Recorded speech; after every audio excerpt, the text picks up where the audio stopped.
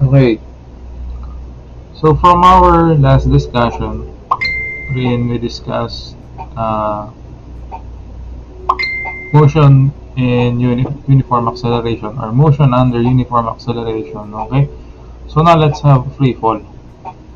So yung ating last na discussion, so that motion is on horizontal, horizontal axis, along horizontal axis. So ngayon, vertical naman tayo. One dimension pa rin, vertical. Okay, along y-axis. Okay, so free fall. Ba't tinawag na free fall? Okay, when we say free fall, yan yung mga object na nahuhulog. Parang ikaw. Hindi, yan yung object na freely falling. Okay, yan ba? Nag-drop ka ng bato. So yung bato that is moving in a vertically, okay, then walang nag-a-act na force sa kanya, kundi yung gravity lang, di ba? So, freely falling object. So, ngayon, yung motion natin na pag-aaralan ngayon, it's all about objects that is moving along y-axis. And yun nga yun, yung free fall, isa doon. So, pwede rin kasi na yung object natin, so moving siya along x-axis pero upward. Okay, binato natin pataas. Diba? So, pwede rin yun, ano? Pero, syempre, hindi na siya free fall. Okay, upward motion na siya, no? Pero, at a certain point, hihinto yung object natin, then, will undergo free fall motion. Okay? So, one of the most common examples of uniformly accelerated motion is that of an object allowed to fall freely near the Earth's surface. So, ito nga isang example natin, ano, na merong motion na merong uniform acceleration, which is yung free fall. So, ano yung acceleration na yun? Ano? Bakit uniform? Okay? That a falling object is accelerating may not be obvious at first, no? So, kapag ba nakakita ka ng nalalaglag na, nakita mo yung mansanas, so nalaglag sa puno, galing sa puno. Sa una, hindi mo naman siya manonotice na nag-accelerate, ano? O bumibilis. Pero, if you're going to drop an object at an height of 1,000 meters from the surface, so makikita mo na sa una, yung initial speed niya ay iba na habang, or nadadagdagan yung initial speed habang siya ay lumalabas sa Earth's surface. So that is accelerating, di ba? So ngayon, for free fall, all objects would fall with the same constant acceleration in the absence of air or other resistance. So sabi, sa book ni Gian Colli, na sa free fall, kapag ka nag-drop ka ng object, so lahat sila ay affected by a constant acceleration. Okay? Siyempre, in the absence of air or other resistance. So, halimbawa, okay, nag-drop ka ng piece of tissue, tissue paper. So, flat siya. Halimbawa, ito yung papel. Dinrap mo ito, di ba? So, makikita mo, magsisway pa ito no? Hindi naman siya babagsak agad. Unlike dun sa isang solid object, kagaya dito sa figure na pinakita sa atin. Yung sa figure A, nag-drop ng sabay, di ba? So, yung isa bola, yung isa naman ay tissue paper or piece of paper, sabihin natin. Okay. So, makita na ang naunang bumagsak, syempre, yung bola. Pero ang sabi ni Galileo, all objects, light or heavy, fall with the same acceleration, at least in the absence of air. So if all objects are falling in the same acceleration, okay? So kung parehas ka ng height ng bagsakan ng object, parehas mo siya ang height na binitawan, so that the two objects should fall at the same time, dapat sabay silang babagsak sa ground, Pero dito sa ating illustration sa figure, nakita natin na mas nauna yung bola. Okay, kaysa dun sa tissue paper. No? So why is that? So because the tissue paper has a larger o lightweight yan di ba? Baka isipin natin kapag lightweight, mas mabagal bumagsak. Okay?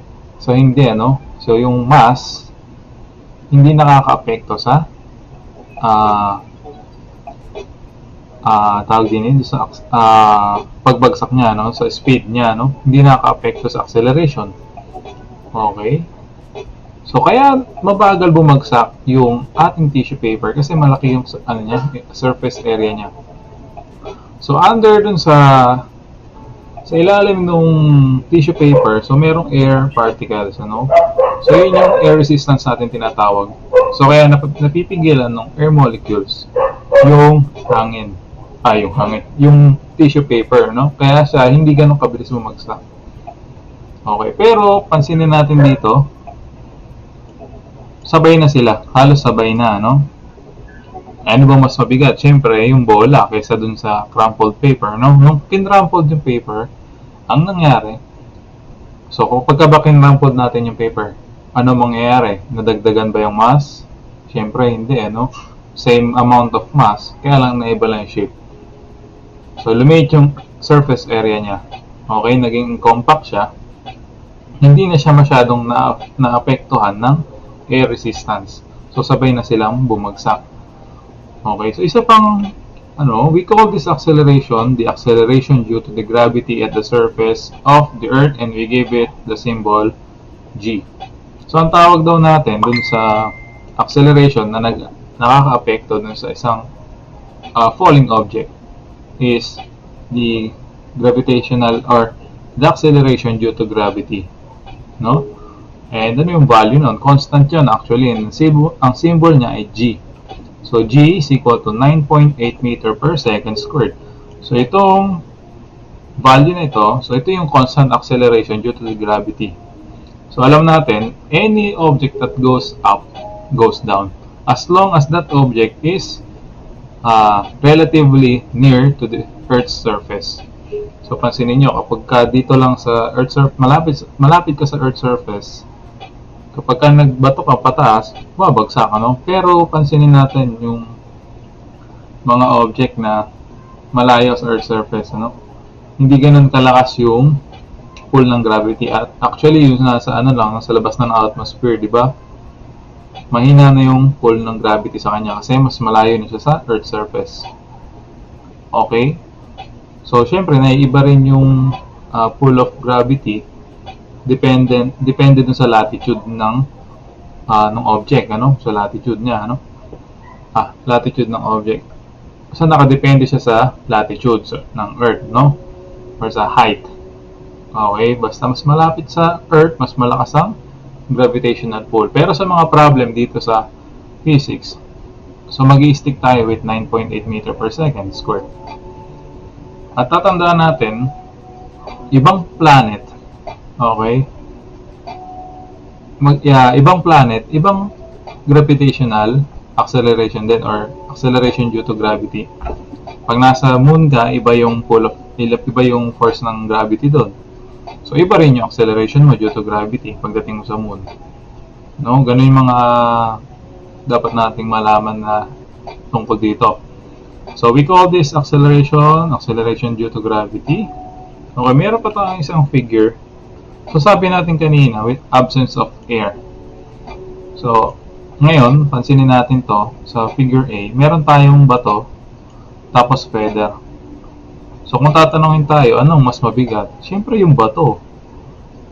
Napakagaan lang ng feather, di ba?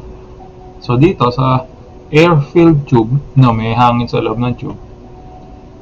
So, ang nakita natin, dinrap sila, ang mas naunang bumagsak ay yung bato, siyempre. It is because yung ating feather ay affected ng air resistance. So, nung ginawa yung same action sa evacuated tube, o dinrap ulit sila. When we say evacuated, so ito yung vacuum tube to, absent, walang air, walang hangin sa loob. So nakita ngayon, halos sabay na silang bumagsak. regardless of the mass, okay? So, sabay sila. Same height silang dinrap, magkaiba sila ng mass, pero sabay na babagsak. Okay? So, wala sa ano yan, ano? Wala sa bigat, no? Wala sa mass. Kung sino mas mabilis bumagsak. So, now, alam natin, ito yung mga equation natin sa kinematics or yung sa horizontal motion, di ba? Ito pa rin yung gagamitin natin sa vertical motion. Kaya lang, ang kaibahan, yung acceleration natin na A, papalitan na natin ng, okay, so una, so yung V is equal V sub O plus or minus G times T. So ito yung dating A, ginawa natin G kasi yung G na yan, yun na yung acceleration due to gravity. Okay? Then we have Y minus Y sub O, V sub O times T plus or minus GT squared. So kung nagtataka bakit merong negative, anong plus or minus, so mamaya papakita natin. Then we have V squared minus V sub O squared is equal to 2GY. So ito yung ating originally A din yan, di ba? Then kung papansinin, yung mga X natin, ginawa ng Y. No? Okay. So bakit meron tayong positive or negative na nakalagay doon sa G? So kasi kapag ang ating motion ay upward, so yung ating G ay negative. Okay, acceleration due to gravity. Kasi, halimbawa nag-itcha ka ng bato pataas.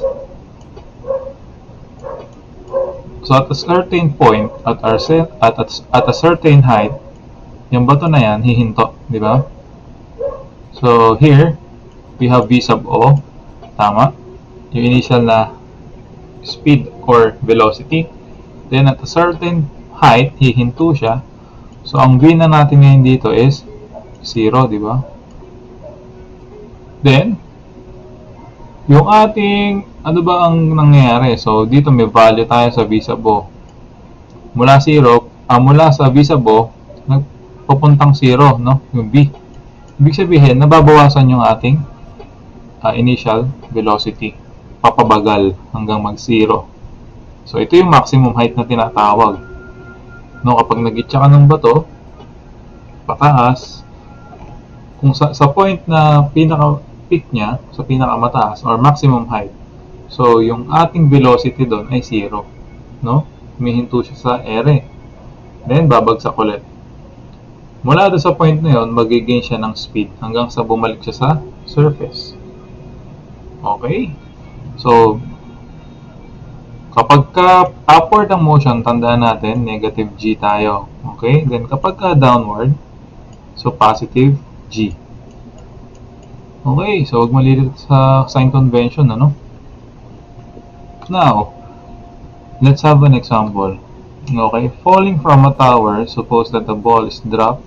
So, V sub O is equal to 0. So, binitawan lang natin yung ball, ay yung ball. So, ang initial velocity niya, 0 kasi di naman gumagalaw noong una. Unlike kapag nagbato tayo pataas, in-applyan natin ng force, kaya siya merong V sub O. So ito, binitawan mo lang. So, saan ba yung calculator ko? Teka lang kunin ko lang yung calculator. Yun. Okay.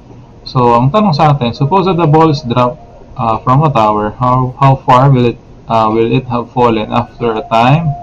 T sub 1 is equal to 1 second, T sub 2 is equal to 2 seconds, and T sub 3 is equal to 3 seconds. Ignore air resistance. Okay, palaging gano'n naman yung concept dito. I-ignore lang natin yung air resistance. Assuming vacuum yan. Okay, yung ating height at y sub 1. So, anong pwede natin gamitin na equation? So, we have y sub 1. Okay, y is equal to VOT plus or minus GT squared, di ba? Oh, sorry, 1/2 GT squared. So, ito pwede, no? So, ano mangyayari? So, maka-cancel out na yung V sub O. Bakit? Dahil ito is 0. Free fall yan. Tandaan natin.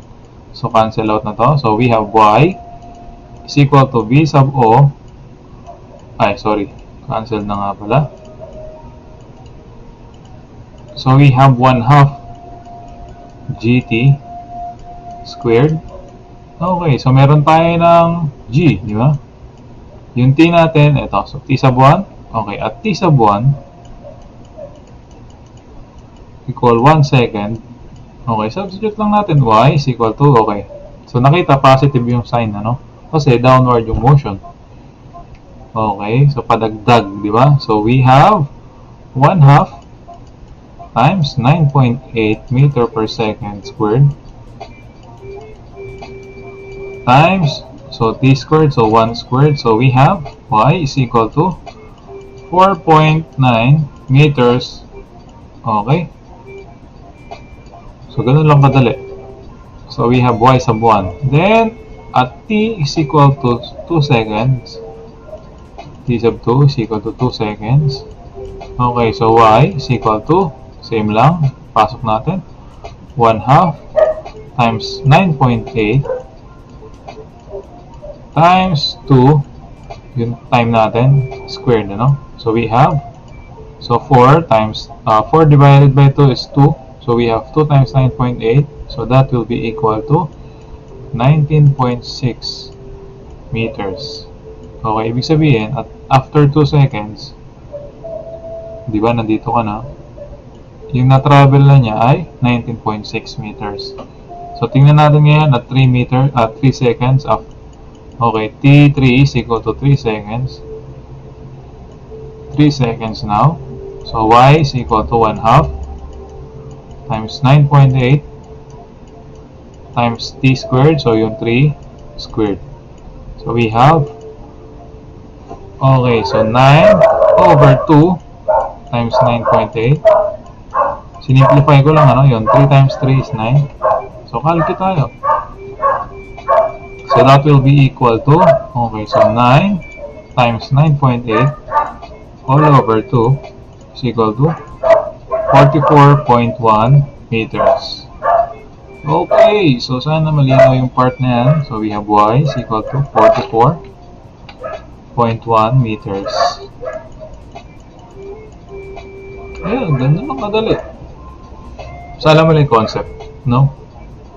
Tandaan nyo sa physics naman eh, hindi porket meron kang formula, ay masasolve mo na. Kailangan i-analyze natin. Ano? Ang susi dito ay analysis. Okay, let's have another problem. Suppose the ball in the example 2-10, so yung bola dito, is thrown downward with an initial velocity of 3 meters per second. Instead of being dropped, ano? What then would it be its position after 1 second, 2 seconds, and 3 seconds? Meron ba? 1 second, 2 seconds. What would its speed be after 1 second and 2 seconds? Compare with the speed of a drop ball, ano? Okay, compare lang natin, okay? So, problem A, okay. So, t sub 1 ulit tayo, ano? Is equal to 1. Okay, at t sub 1 is equal to 1 second. Ang hinahanap ngayon sa atin, imbis na i-drop lang natin yung ball, parang nag-apply ka ng force, pabato siya, kaya meron pa initial speed na 3 meters per second. Okay? So, ito nga, yun pa rin tayo. So, y is equal to v sub o, your initial speed, times t, plus 1/2 gt squared, ano? Siyempre, positive pa rin tayo kasi downward yung motion natin. Okay, so we have y is equal now to VO is 3 times t, 1, plus 1/2. So, g natin is 9.8 times t squared. So, we have 1 squared. So, we have y is equal to 4 plus, so 4.6, 9.8 divided by, meron yata akong mali kanina. Tama ba? 4.9 ba ginawa ko dito? Ayun, tama, 4.9. Okay. So, 9.8 divided by 2, we have 4.9. So, simplifying, we have 8.9 meters. So, kung meron kang initial speed, pansinin, ano? So, dito 4.9 ka lang. Kung meron kang initial speed na 3. Teka, may mali ako. Bornok. 3 times 1, 4. So, this should be 3. Okay, sabi na may mali. Okay. Ganun talaga, nagkakamali tayo, tao lang. So, 3 plus 4.9 is 7.9. Ang importante naman, kapag nagkamali ka, ay tama mo. Okay. Pero hindi lahat ng pagkakamali,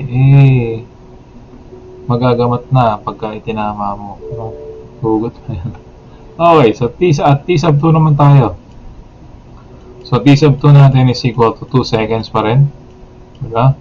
So, Y now is equal to, pasok lang natin ulit. So, 3 meters per second yung ating V sub O. Then, yung time natin is times 2 na, no? Plus 1 half, 9.8 times T squared. So, we have 2 squared. So, that will be equal to 6 plus 4 over, okay, times 9.8 over 2.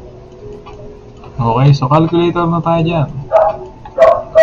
So, we have 6. Tama ba? 2 times 3. Okay, 6 plus 4 times 9.8 all over 2. So, we have 25.6 meters. 25.6 meters tayo. Okay. So, dali na, ano? So, now, let's have problem B. So, what would its speed be after 1 second and 2 seconds? So, anong yung equation natin pwedeng gamitin na related yung time tapos yung speed, ano? So, we have V is equal to V sub O plus GT. Naalala natin to. Okay, so since siya ay nag-accelerate, downward siya, no? Hindi naman siya upward. So, mag-accelerate yan. Parang kapag katagagaya lang nun sa ating sa horizontal motion, kapag decelerate, di ba bagal? Di ba? Dito naman sa vertical motion, kapag paakyat yung object mo, upward ang motion, magde-decelerate yan. Babagal hanggang mag-zero, then babagsak ulit, di ba? Pabilis na siya ulit. So, dito, ganun lang din. So, yung G mo, ini-negative mo lang para ma-relate na yun ay deceleration. Okay, so V now, at 1 second, okay?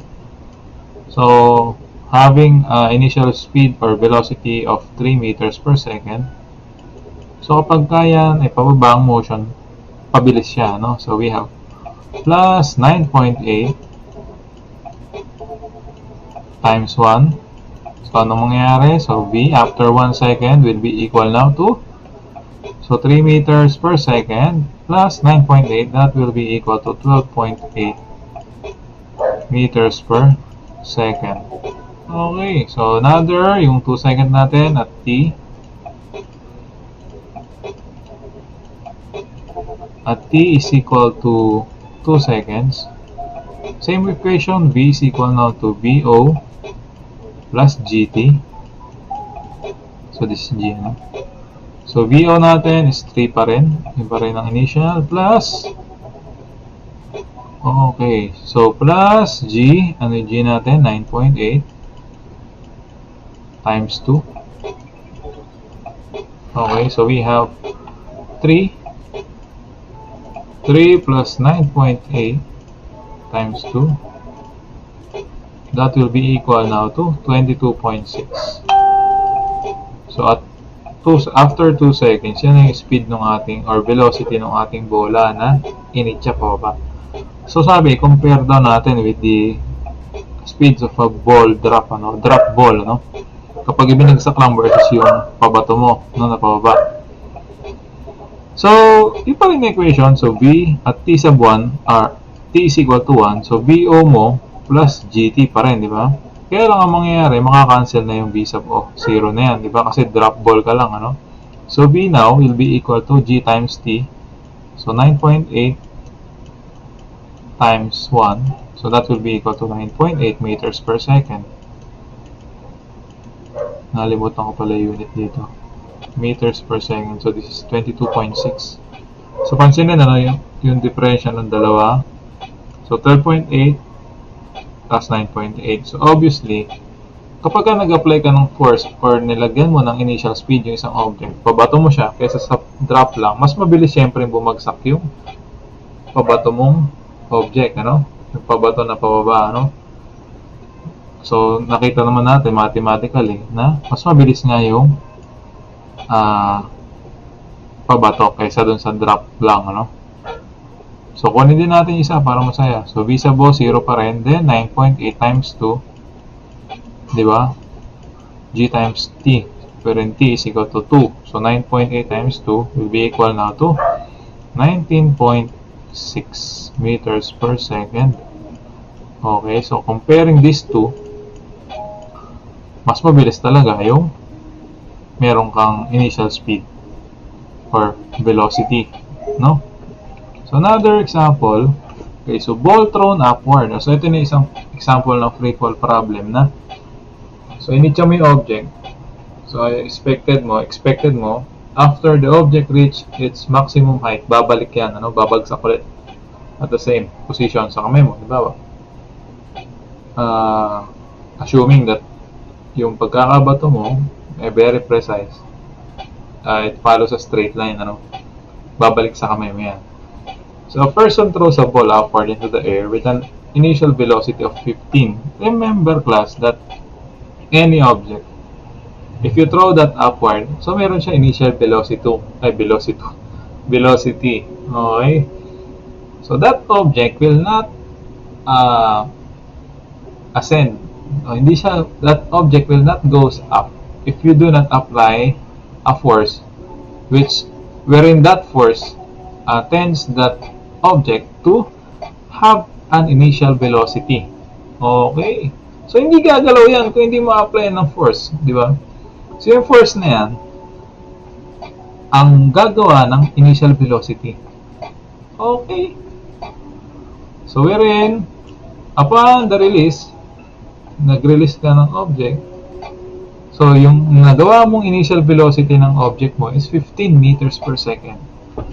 Okay? So, ang hinahanap, calculate how high it goes. Ignore air resistance. So, palagi naman yung problem dito, i-ignore natin yung air resistance.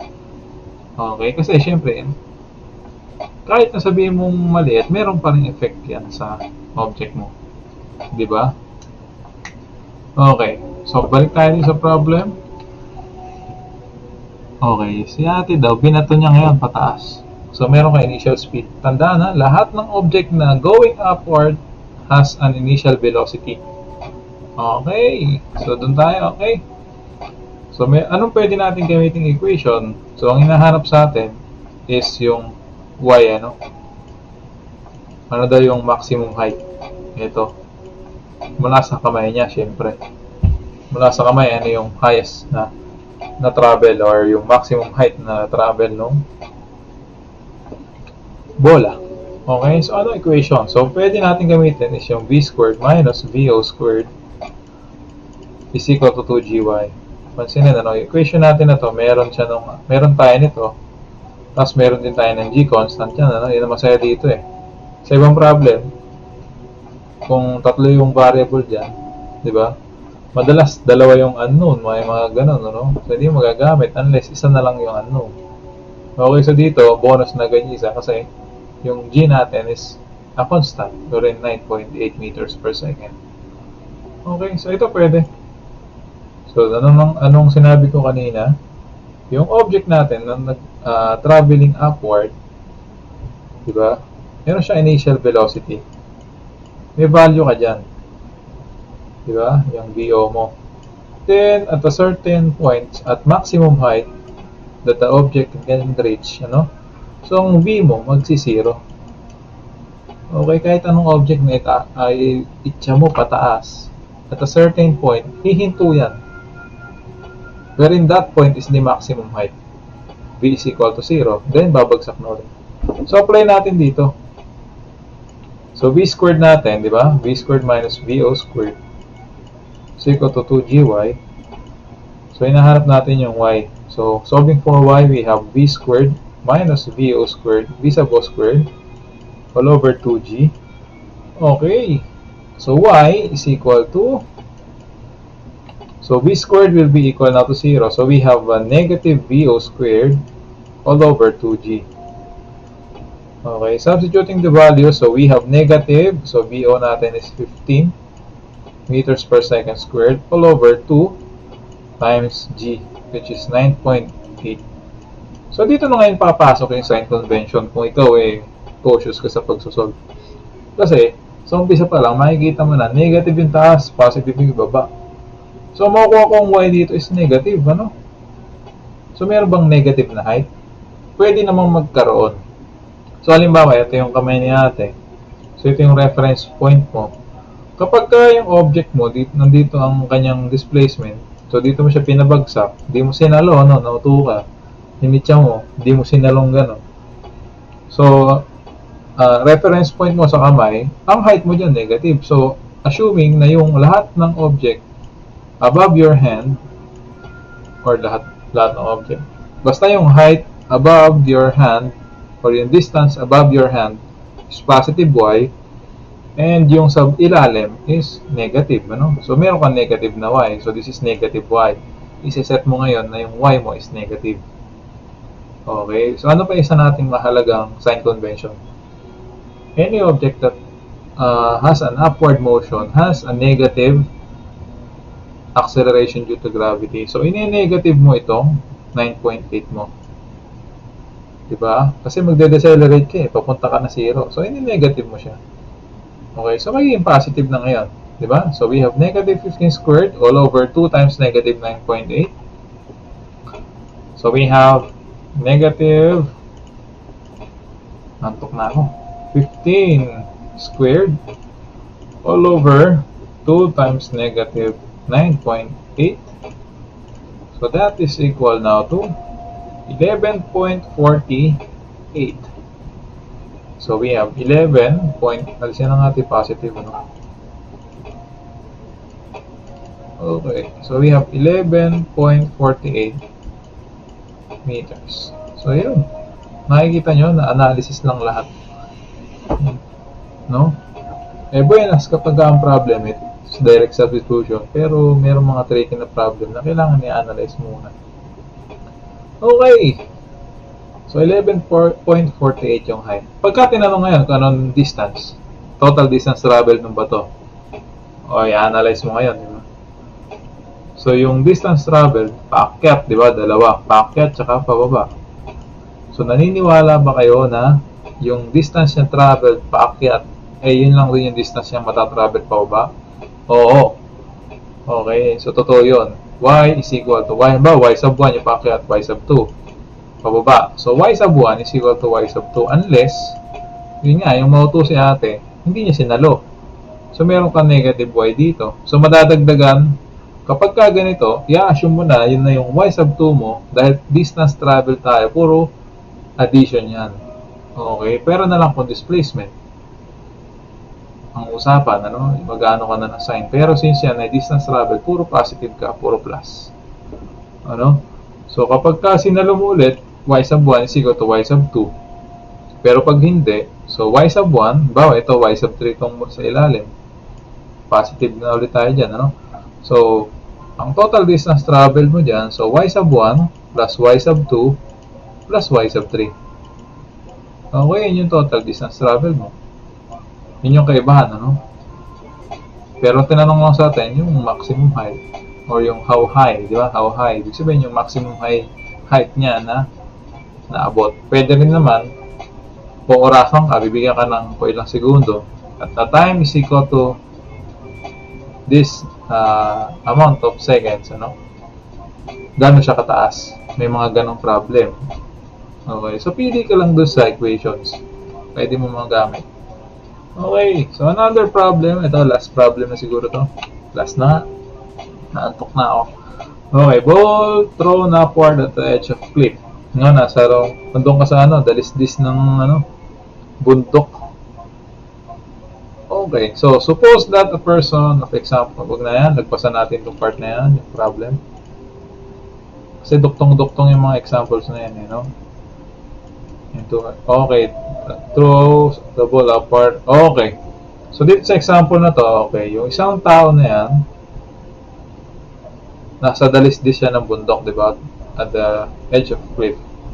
Then, he throws the ball upward at 15 meters per second. So, binato niya pataas. Okay, then while standing on the edge of the cliff, di ba? So that the ball can fall to the base of the cliff.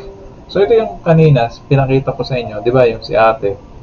Binato niya pataas, tapos sinalo rin niya. So same ng ano, no? Same ng height.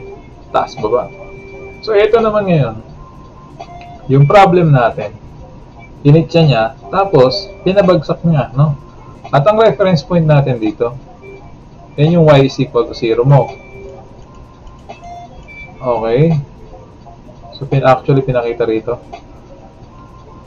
Sabi kasi below the cliff. Pero sa figure, ang reference niya yung kamay. Pero assuming that dapat nasa, ano to sa cliff, ano? Pangit lang yung figure. Kumbaga, ito yung sahig, dapat pinantay mo. Okay. So, yung ating reference dito, yung pinaka-cliff na yan, to, yung sahig. Mula daw dyan, babagsak yung bato 50 meters from the floor, ano? Mula dito sa base ng cliff. Base ng cliff, tama? Ito yung base ng cliff. Tapos ito yung tinutungtungan ng tao. Mula dito, hanggang dito sa base, ay 50 meters. So, kung ito reference mo, y is equal to 0 ka dyan. So, yung nasa ilalim, so, negative 50 ka na dyan, di ba? How long does it take the ball to reach the base of the cliff? So, kukumpitin mo yung total time. Paakyat. Diba? Paakyat. Yan time mo paakyat. So, we have T1, T sub 1 here.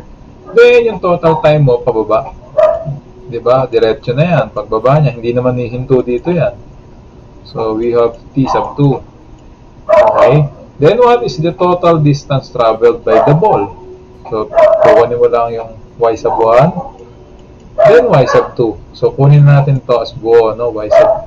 Okay. Hatiin natin. So, itong part na to, y sub 2. Mula dyan.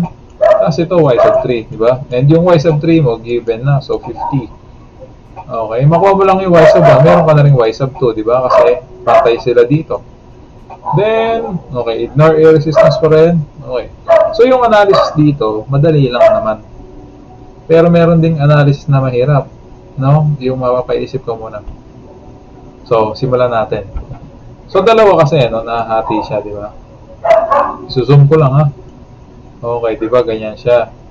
Ayan yung motion, halimbawa. Pero wala, madalang makakita nung kumurbang ganon. Diretso lang yan, no? Para walang makita natin sa figure. Ito yung base ng cliff. Kaya, so, mula dito. So, meron time yan, paakyat. So, pwede nating hatiin actually. Okay. So, kunin muna natin yung time niya pataas. Then, yung time niya pabagsak. Yung time niya dito. Hanggang sa base na 50. Okay. How long does it take? Okay. Pwede nating masolve yan. Nakukuha natin yung height. Yung y sub 1. Mula dito sa maximum height hanggang sa base ng cliff. So, paano? So, pwede natin gamitin equations of v squared o v squared minus v sub o squared is equal to 2gy. Okay, so meron kang initial velocity, meron kang gravity. Kuha mo agad yung y, ito, yung y sub 1. So, y sub 1 will be equal now to, so v squared minus v sub o squared all over 2g. So, you know the drill. So, 0 na yung v squared. Dalihin to siya dito sa point na ito. Diba? So, 0 minus 15 squared all over 2 times negative 9.8. So, we have, ano yung kanina natin? So, 11.48 meters. O, 11.48 meters. Ganyan, diba? Okay. So, ang kukunin naman natin ngayon, yung time. Okay, so we have now y is equal to, kunin natin t1. So, t1 now. So, y is equal to VOT. Yung time natin is t1 dyan, ano? t1 plus, okay, 1/2 gt squared. So, kung tutusin, pwede ito, no? Okay. So, T sub 1 tayo dito, no? Anong dapat nating maintindihan? So, y sub 1, meron na tayo, 11.48. Kailangan nating makuha yung time paakyat. Kasi, kapag nakuha natin yung time paakyat, okay, pwede na nating makuha yung time na total pabagsak. I-add lang natin yung y sub 1 kay 50. Okay? So, hati-hati yung analysis, di ba? Yung unang dito sa kaliwa, ano? Sa bandang kaliwa. Yung paakyat muna. So, T1 now will be equal to, okay, so kung napapansin nyo na yung quadratic equation ng mga bubuo mo dyan. So, ano ba yung height na itatravel niya? Paakyat. So, 11.48 equal. So, V sub O mo is 15 times T sub 1 plus, so plus ba tayo? So, remember, paakyat tayo. So, we have negative, ano? So, negative, di-negative mo na yan, yung G mo kasi. So, we have negative 1/2, anong G? So, 9.8 times T sub 1 squared. So, meron kang quadratic equation. So, ililipat lang natin sa kabilang side lahat. So, we have now 1/2 times 9.8, that would be equal to 4.9. Lipat lang natin. 4.9 T sub 1 squared minus 15 T sub 1 plus 11.48. Tama ba yung ating sign? Is equal to 0. Okay, so we can now solve for T sub 1. So using quadratic formula, no? So using QF. Okay, testingin natin QF. So we have T sub 1. Quadratic formula yan eh. Or quadratic equation eh. Quadratic formula. T sub 1 is equal to negative B, di ba? B. So negative B plus or minus, di ba? Square root of B squared minus 4AC all over 2A, di ba? Yan lang yun eh.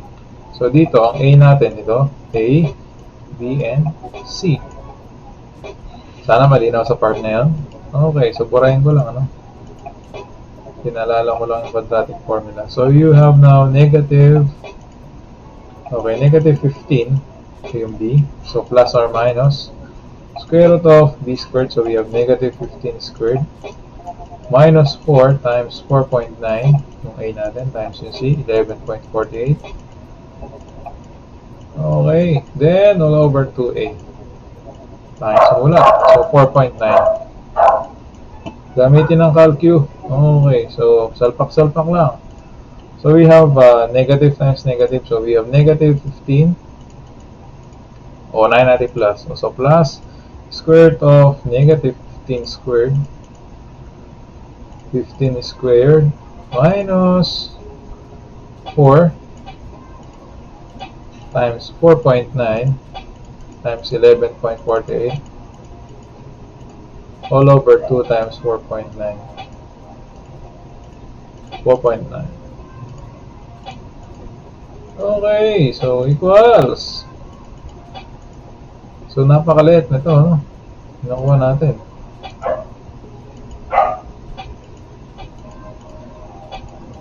So we have an imaginary. Okay, so imaginary nakuha natin. So invalid natin yan kasi nag-imaginary tayo. Tama? So testingin natin yung isa. So ulit. So we have negative times negative 15. So minus ka naman, ano? Minus square root of negative 15 squared minus 4 times 4.9 times 11.48 all over 2 times 4.9. Imaginary pa rin, nakuha nating sagot. So, bakit nagkakaganon? Ibig sabihin, kapag tayo nakukuha mong sagot ay puro imaginary, mali yung iyong ginawang pagsosolve. Kasi hindi ka pwede magkaroon ng time na imaginary. Okay? So, nangyayari sa buhay yan, nagkakamali ka ng approach ng pagsosolve. So, paano ang dapat nating gawin? Okay, so balik tayo sa square 1. Okay. So ito namang problem na to, no? Kapag ka ganun, mali yung nakukuha mo, try mo lang ulit na isolve. Okay? So try lang natin ulit sa calculator, no? So same quadratic formula, ito pa rin tayo. Okay? Parang nire-reflect lang ito yung sa buhay, no? So kahit anong problema, hindi mo sosolusyonan yan kapag tinigilan mo na yung pagsosolve. Ulitin mo lang. Wala kang masama umulit eh. Di ba? So we have negative. So negative 15 plus square root of. Okay, so we have negative 15 squared minus 4 times 4.9 times yung ating 11.48 all over 2 times 4.9. Okay? So, anong nangyayari? Yun pa rin, ano? Pero kung papansinin, we have times 10 raised to negative 3. Ano kaya ang dahilan nun? Okay, kasi kung papansinin yung ating calculator, mali yung pagkakaset. Okay, nakakomplex ang loko. Kaya nagkakaroon tayo ng ganun sagot. Sorry. Okay, nakita ko na. Calculator problem lang. Okay, mas masakit pa to sa ano eh. Akala mo mali ka. So, naka-radian, mga ganun, ano? Ito, ayusin ko lang yung mode sa compute lang. Okay. Pasok ulit. So, we have negative 15 now, plus square root of negative 15 squared minus 4 times 4.9 times 11.48 all over 2 times 11 okay, so times 4.9. Tingnan natin. Uy, nagmamath error pa rin. Ano kaya ang problema na itong buisit na to? Simplify natin, ha? 4 times 4.9 times 11.48. Anong problema niya? Yun to. Simplify natin to, ano? Alisin na natin negative. Kasi magiging squared din naman siya. Okay. Tapos ito, negative times negative. So, magiging positive na tayo dyan. So, 15. Okay. Aba. Local yata yung calculator ko, ha. Alam ko na. This has something to do with regrouping. Okay. Napapahiya yata sa calculator ko, ha.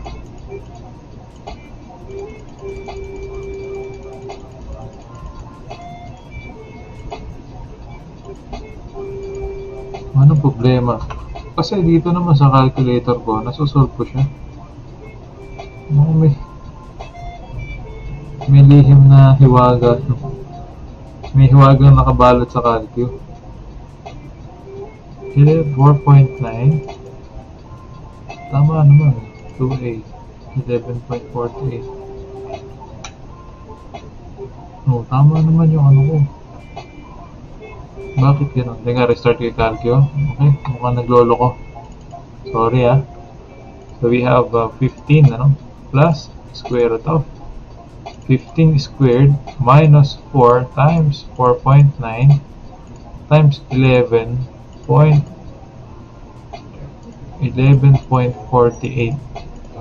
all over 2 times 4.9. Oh! Teka, may calcio ako dito, check ko. Nauuto. So, negative b of 15 plus square root of 15 squared minus 4 times 4.9 times 11.48 all over 2 times 4.9. Alam ko na yung problema. Because of rounding off. Ayun. Alam ko na yung problema, guys. So, balik tayo dito sa ano. Alam ko na yung problema. Napakaliit nung difference kasi between eto, no? Ito yung magiging problema yung sa calculator. Kapag yung sa pagra-round off. Bawa, 11.48 tayo dito, no? Computein natin, ano? Kunin natin saktong value. Alam ko na ito, na-troubleshoot na natin. Okay, so napakatalino ng calculator, hype na. So we have negative 15 squared. Diba? Okay. So all over, so 2 times negative 9.8. Kinuha ko lang ulit ngayon itong y sub 1. Okay, so we have 11.447959184. No, yun yung sagot, di ba? Then we rounded off to 11.48. So yun yung nagiging problema. Yung 0.01, ang laking effect nun, no? So pansinin na, i-store ko lang, ha? So store B. Okay, nasa B yung ating sagot nandito, no? Tingnan natin yung value. Ito yung problema natin, ba't nagkaroon tayo ng imaginaryong sagot, no? Nagmamat error. Okay, so kunin natin yung difference nung, okay, kung gamit natin yung square root na to, alisin natin sa square root to, no? Kunin natin value, gamit yung 11.48 tsaka yung saktong value. Okay, so we have 15 squared minus 4 times 4.9. Ayan, may bago kayo natutunan sa calculus. 11.48. So, ano makukuha nating value? So, we have negative, ano? We have negative 1 over 125. Tandaan, ha? Ang ginamit natin ay yung rounded off value. So, we have a negative, sulat natin para din natin malimutan, 1 over 125. Ngayon, another computation, palitan natin itong 11.48 no exact value wherein nakasave sa calculator. So, we have alpha b. Di ba? So, we have 0. Okay, so nakita na natin yung difference. So, kapag ito ginamit natin, nag-round off tayo, ano ang kuha natin? Negative 1 over 125. Naka-radical yan. So, mag-imaginary ka nga. So, that is equal to I times, square root natin to, yung 1 over 125. So, diba that is equal to 1 over 125 square root. So, 5 square root of 5, diba? Okay, baliktarin ko lang. So, 1 over 5 square root of 5 I. So, imaginary na.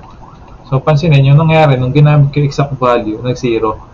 Ano yung mga maliliit na error na napakalaki ng epekto. Ano, calculate, nag-round off ka lang, ano? 0.479. Tingnan mo nung may value, paano mo hindi isipin na i-round off? 11.4795, di ba? So, pwede may round off ng 11.48, pero ang laki ng effect. Okay, so yun yung kagandahan ng nagsisave. So balik tayo dito. So, dito ilagay na natin yung exact value. Okay, so gamit na tayo ulit ng calculus. So, we have negative. Sundan yung pagko-compute ko, ha. Humaba na tuloy yung problem. So, malaki ng epekto nung konting round off. Negative 15 squared minus 4 times 4.9 times alpha b. Sakto yung value natin dyan, ano? Alpha b na, ano? Then, 2 times 4.9. So, we have, okay, yun, nagkaroon tayong sagot. 1.53 seconds. Okay. Store lang natin ulit.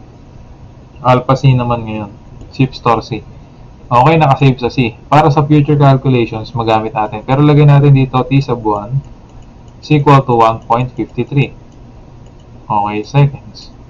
Ngayon, naniniwala ba kayo na yung T1 paakyat tapos yung hanggang dito, yung time dyan, equal lang. Pero, pahihirapan mo yung sarili mo kapag biniyak mo pa dito yan. Di ba naka-stop ka na dito? So, 0 ang iyong velocity dyan. So, kapag nalaglag yung bato mula dito sa point na ito, para ka lang may free fall dyan. So, 0 B sub O. Okay, so tandaan yung sagot, 1.53. Solve tayo ulit. Ang analysis naman natin, yung time mula dito sa tuktok sa maximum height hanggang sa bottom, ano? So we have now y is equal to v sub o pa rin. V sub o t sub 2, no? Yun yung time natin. Yung mula dito hanggang dito. So v sub o t2 plus 1/2. Okay, gt squared. So pansinin dito nag-negative tayo kasi paakyat. So dito positive na dahil pababa na yung bato dyan eh, no? So y mo, ano yung y? So mula dito sa tuktok ng cliff hanggang sa base niya is 50. So 50. Eh ano ba yung height na ito? Mula sa maximum height hanggang sa base na sa tuktok ng cliff. So that is yung 11.48. So gamitin natin 11.48 ngayon. Is equal to, so VOT, since yan ay from rest, di ba? Nag-stop siya sa ano eh, no? Nag-stop siya sa tuktok, ano? From maximum height na rest, ano? So 0 initial ka na ngayon. So cancel na ito. Ang matitira mo na lang 1/2 GT squared. So GT sub 2, ano? GT sub 2. T2. Okay, yung G, palitan na natin ng 9.8. Okay, so we have 9.8. So to solve for T sub 2, okay, divide both sides lang. Okay, so to we have 61.48. So times 2. Diba? Cross multiply and divide 9.8. Is equal to T sub 2 squared. Okay, get now the square root. Okay, pindutin natin sa calcu. 61. Okay, na-save ko yung sagot. Gusto ko kasi sakto. So, we have square root of 2 times. Okay, so 50 plus alpha b. Yun yung nakuha nating height kanina. All over 9.8. That is equal to 3.54 seconds. So, T2 is equal to 3.54 seconds. Okay, so sana malinaw to. Nakuha natin T2. Store natin ulit sa D. Ang total time natin, sabi natin yung T1 plus T2. So, total time, T sub T is equal to T sub 1 plus T sub 2. So, i-add lang natin. So, yun nakuha natin 1.53 plus T sub 2, 3.54. Okay, that will be equal now to, okay, alpha C. Diyan nakasave yung sagot, yung T sub 1 plus alpha D. So, we have 5.07 seconds. Yun, nadari. So, mula sa kamay, papunta sa maximum height, bagsak sa negative 50. Okay. So, 5.07 seconds. Ayun. So, sana nakita niyo yung, ano, no? Yung effect ng pagra-round off. Di ba? Napakaliit ng inasog na value. Pero, hindi tayo makapag-solve. Di ba? Feeling mo may mali na sa calcu. Okay? So, sana maging cautious kayo sa part na yan. Kaya ako itinuro yung pagsasave ng sagot, pag-i-store, para magamit nyo, syempre. So, ito, nakuha na natin sagot, 5.07 seconds. Ngayon, letter B, what is the total distance traveled? O, di, ang dali. O, meron ka nakuha dito, yung y sub 1 mo. Burahin ko lang lahat, ha. Okay. Di ba, nakuha mo na to. Mula dyan hanggang dito. Sabi is 11.48. Eh, ano ba yung height na ito? Bilang B niyan, 11.48. Tama? Okay. Eh, ito. Ayan o, 50. So, kukunin mo yung total distance mo. Total distance traveled. So, D is equal now to 11.48 meters plus 11.48 meters plus 50 meters. Ayun ang total distance traveled. So, calculate natin. So, 2 times alpha b. So, alpha b plus alpha b. Nandiyan yung ating 11.4795, di ba? Plus 50. O, baka malito, ba't po eka negative? Yung sign, ibig sabihin lang nun, yung location niya below the reference point, ano? Pero yan, plus pa rin. Okay, so we have 72.96. So, D, or the total distance traveled is 72.96 meters. Ayun, ganun lang. Okay, so sana naging malinaw yung last nating problem na ito. Although, sumabit tayo nung huli kasi nag-round off tayo. Nakita niyo yung effect nung pag-round off. Eh, yun lang.